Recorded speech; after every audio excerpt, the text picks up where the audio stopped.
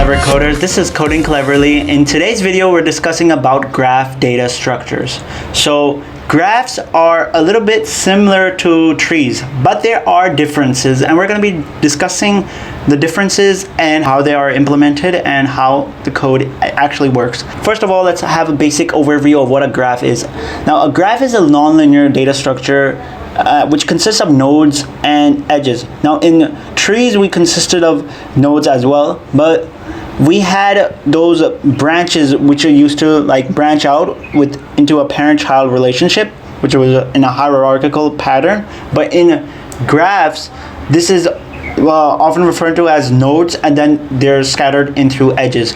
And nodes are sometimes also referred to as vertices, and then the edges are lines or arcs that connect the two nodes in the graph. So a graph consists of a finite set of vertices, which are also called nodes, and a set of edges which connect a pair of nodes.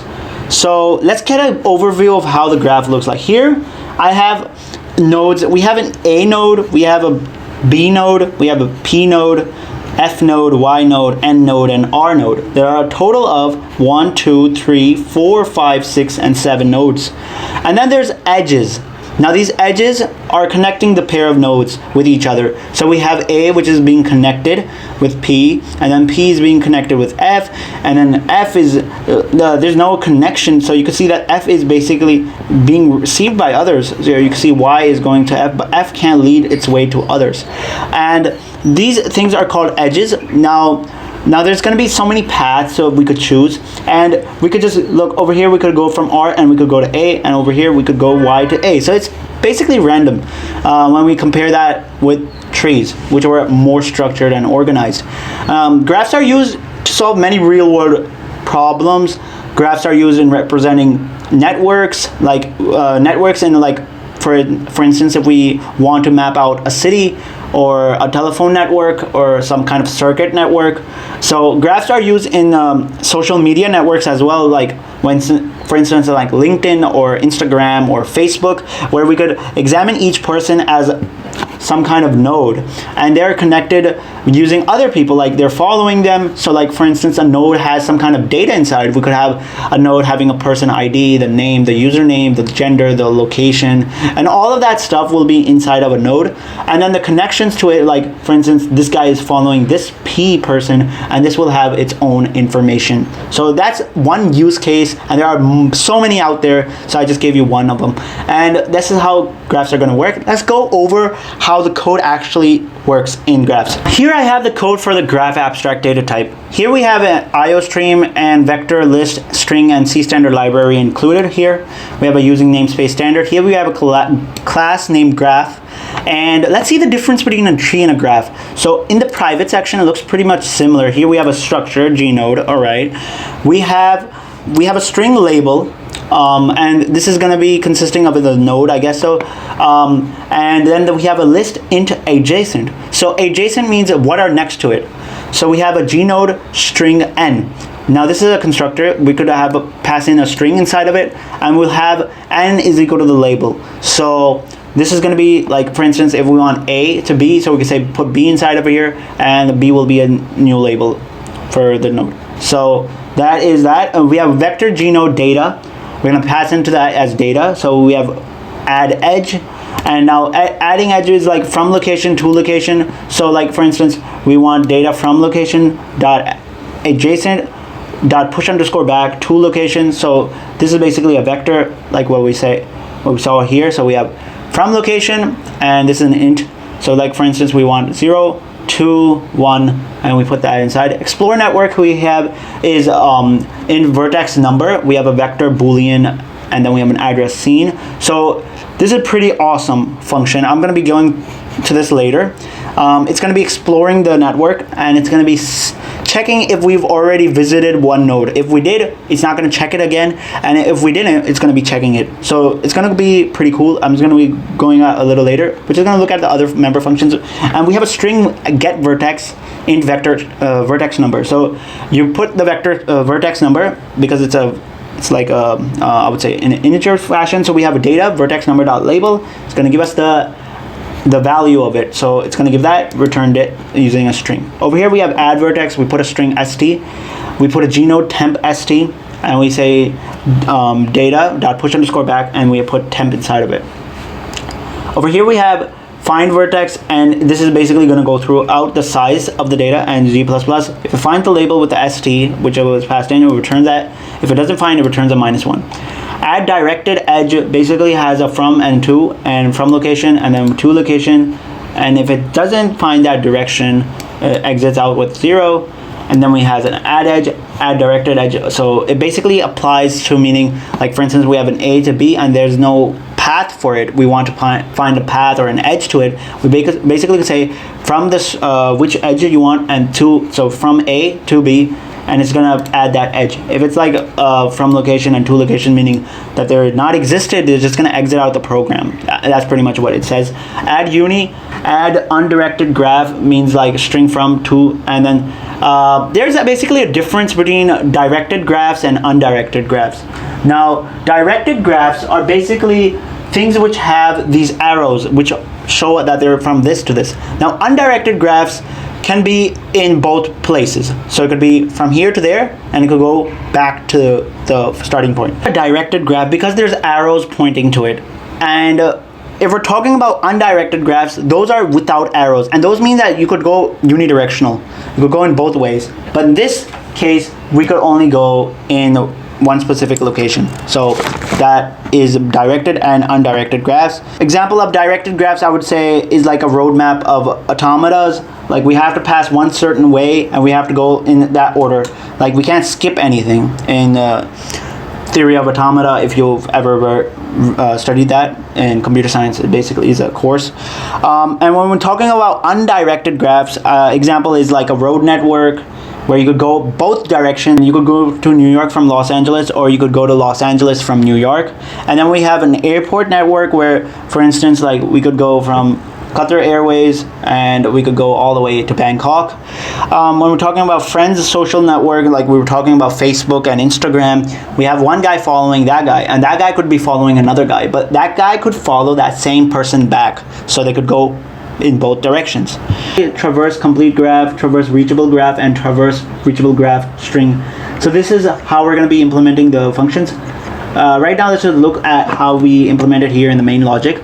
We have a graph f, and when we add the b to it, we have an add vertex b, add vertex r, add vertex n, f, a, y, p, and y. These are just scattered everywhere, and we have no direction to it. So when we do add directed edge, we basically say this r thing, right, from and goes to n. So it goes r to n, and it's a directed graph, meaning that there's arrows.